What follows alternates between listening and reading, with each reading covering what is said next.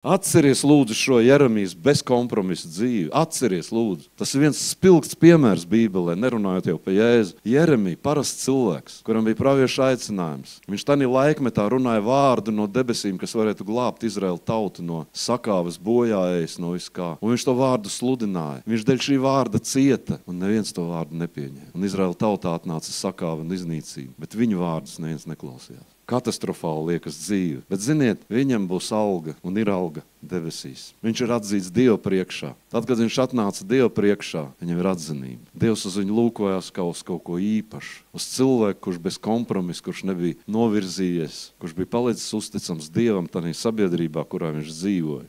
Viņš turpināja iet, saņēmis šo Dievu vārdu, glabādams to savā sirdī. Viņu rēja, apsmēja visu. Tad burtiski varētu pa viņu teikt, suņu rēja, karavāniet tālāk. Viņš bija vadīts no debesīm. Neviens nezināja, kas bija viņa sirdī. Viņš tikai izrunāja to, bet neviens nezināja tos satikšanās brīžus, kad Dieva vārds viņā izrosījās, kad Dieva vārds no viņa iznāca ārā. Viņi redzēja tikai skaņu, kas iznāk no viņa ārā, bet viņi nepazina avotu. Ja viņi būtu zinājuši avotu, viņi visi būtu krituši pie zemes, jo tas bija Dievs, kas runāja caur viņu.